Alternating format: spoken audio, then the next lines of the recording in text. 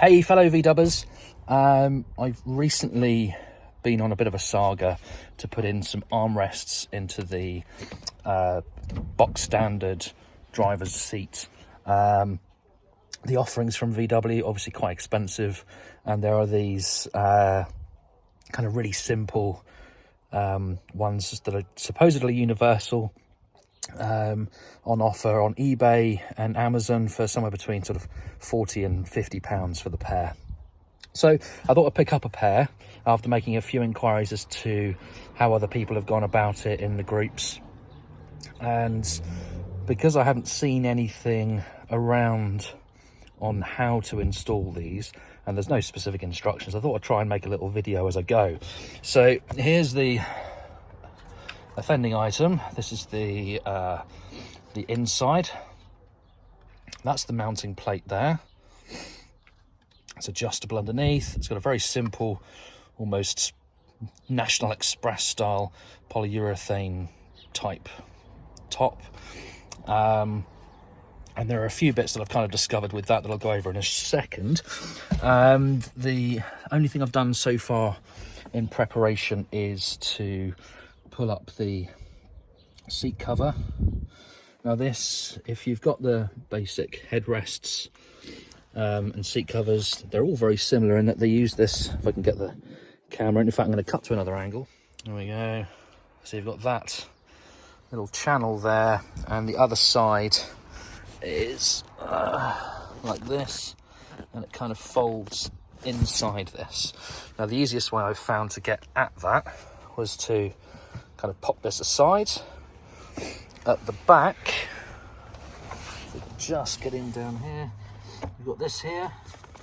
These have got some little squeeze tabs on, so it releases that back plate, and then you can just about get your hands up inside the chair. Here we go. And release the clip. And then it's a bit of a strain, but you can get it up this far before you have to tackle the steel, I don't know what you call those, but they're little stays to keep it in line with the seat. But I think that's just enough working space. Now, these pads look like they are pretty universal in that they allow for the captain's chairs and the adaptation of the VW official armrests. But when you lift up this, that is where that hole goes to, and there is no bracket there, so I can only assume that it would go into here. Now I'm going to have to drill 2 holes, and I'm coming in roughly there to mount this plate in, and it will have the hinge section coming out about here. Now I've worked that out, that's about the right sort of height for me to sit along here and be comfortable with my hand on the wheel and have my arm rested on it. So that's the idea. Now these are a bit easier to install if you take them apart first to get to this bracket. So I'm going to go over to the one that I've prepared earlier and show you that. Okay, so here's the one that I've begun to dissect. Underneath here there's 4 screws, and that releases the actual armrest piece, and that's that. And then what I'm going to do is that silver section there is what gives it the adjustment. Obviously that's your long screw bar. The more that's screwed in, the more it makes contact with this, or the sooner it makes contact with that particular steel section, which stops the armrest from going down too far or makes it go down further. Now that is an Allen bolt. To get the bracket out, that needs to come out. However, that hole is not quite big enough to perform that action. And obviously we want this to be, well, to come apart in a way that will allow us to put it back together again. So I'm actually going to drill that hole out a bit more. It's only a bit of plastic, and then I should be able to unwind that Allen bolted stop pin all the way, and then this whole bracket with the retaining pin here will slide out. Right, not having a tripod to hand meant I had to do that off camera, but I've used a 10mm wood bit. That's just drilled that out enough, and then I've used a 6mm Allen key to pull that through, and hopefully I can just, there we go, pop that out. And now this, in theory, should slide, he says.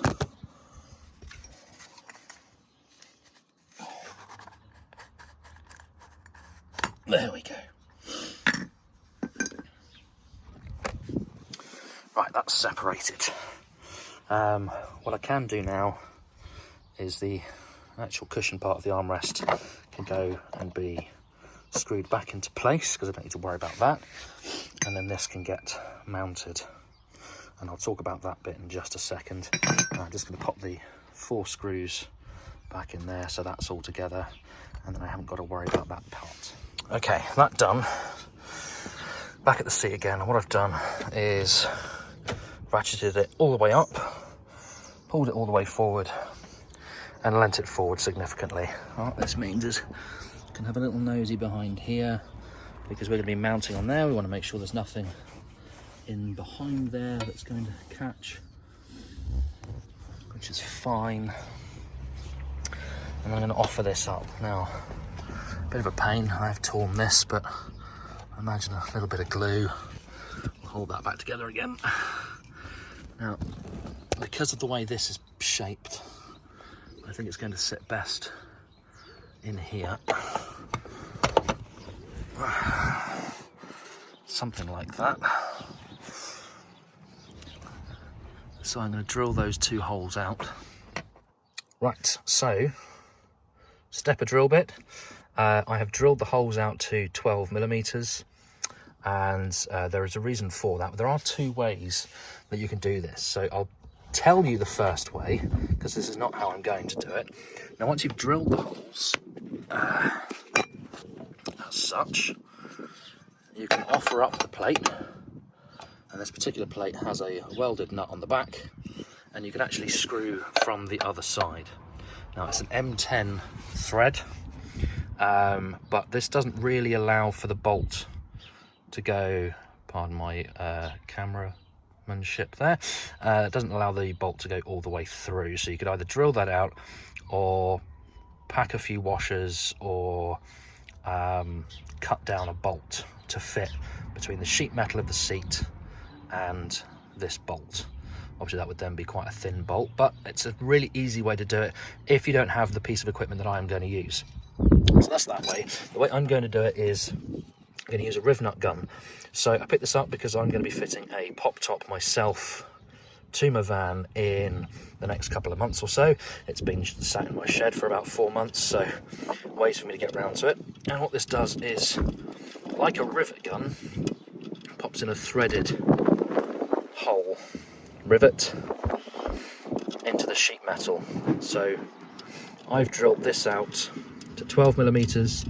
If you're just popping a bolt through, you can drill it out to 10mm because it's an M10, I suspect. And so I'm going to be popping these in. Now, the way this works is you screw that on the end with the right threaded attachment. Right, re-threaded that all the way to the end. So now lob it in the hole,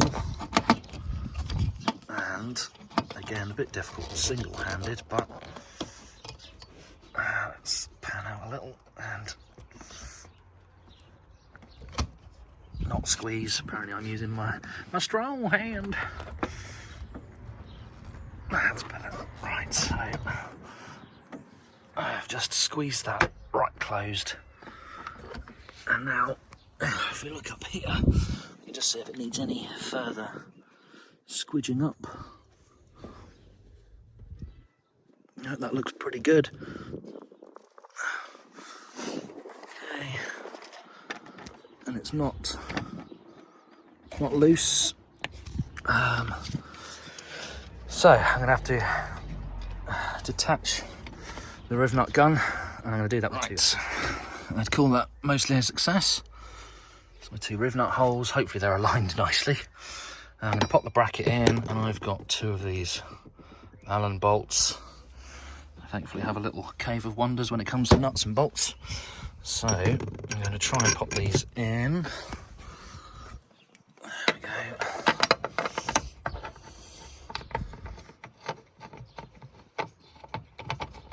That's one.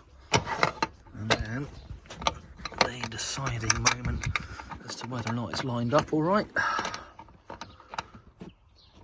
Number 2. Yeah, just. Right, I'm going to tighten those up and then we'll look at cutting some holes. Right, well that's rough as guts, but it serves the purpose. I can probably trim it off a little bit more, but I've just guesstimated where the hole should be and cut it out. Now I'll have to do the same in this, but I'm hoping I can stretch the cover enough over it to mark where the hole will be. And then I'll cut the actual hole itself. So that's the bracket in place. Hopefully you can see as we wander around here that it's bolted straight through and it's nice and secure. That's the chair moving, not that. So that's all good. So what I'm going to do now is just get the cover over and then put this on. So next thing to do is go around the other side, repeat the exact same process. And with any luck, it'll be just as simple a task over there. So I'm just going to whack that in, and then I think I'll pull down the cover so I can hopefully mark the holes for this. And that's where you will join me next. Well, as one could probably no doubt tell from the beads of sweat on my head, putting that there seat cover back on was a bit of fun. I'm just going to change the perspective of the camera. So I found it far easier to push the seat right the way back. That way you can take the clip section of the seat cover here and kind of push that through the front. And then you have to take the C-channel clip section from here and push that far down as you can. Then it is a case of sheer BFI, or brute force and ignorance, to pull that clip out, fold it around and insert it, starting from one end, and then it's easier to run the channel in all the way. So hopefully those creases will drop out over time. The only thing left to do really is to cut these holes. So I'm just going to take my trusty Leatherman and put an X over that, and hopefully, there we go, that will do that. Now what I will do is probably just tuck that through with a screwdriver before I put the armrest on. Now the heavens have decided to open, so I'm actually going to do that off camera, both sides, and come back and show you the finished effect. Right, quick before the sun decides to hide itself behind the clouds again. All in.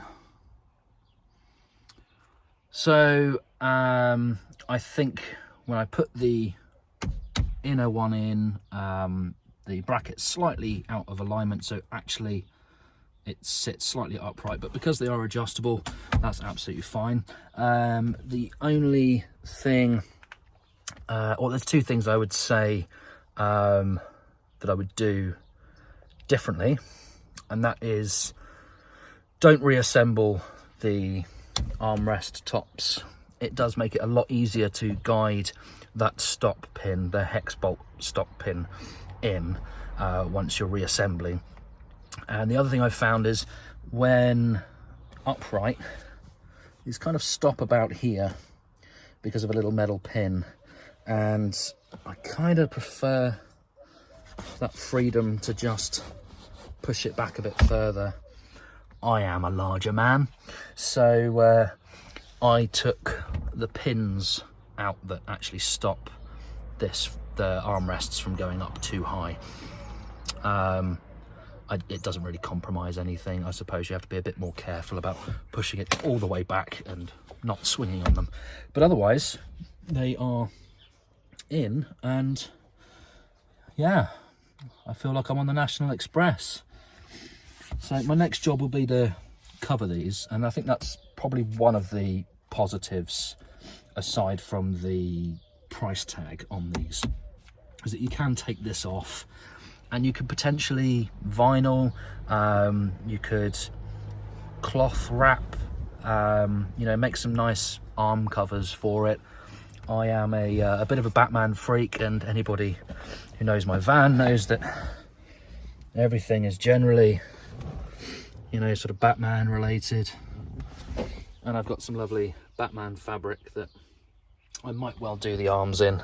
I've also got a few bits and pieces kicking around indoors that I could use, like some black leather. Maybe I could laser engrave the black leather and then stitch it over the top. But otherwise, I think it's fairly successful. I think these will do in the short term until I decide what I'm going to do with the aesthetics, shall we say. But hopefully you guys have found this useful, and that you don't necessarily feel like you have to go and pay the price tag that you know, the old VW tax adds, and that it gives you a bit of an idea of how, you know, easy it really is, even if it does mean breaking a sweat. Enjoy, guys, and keep on dubbing.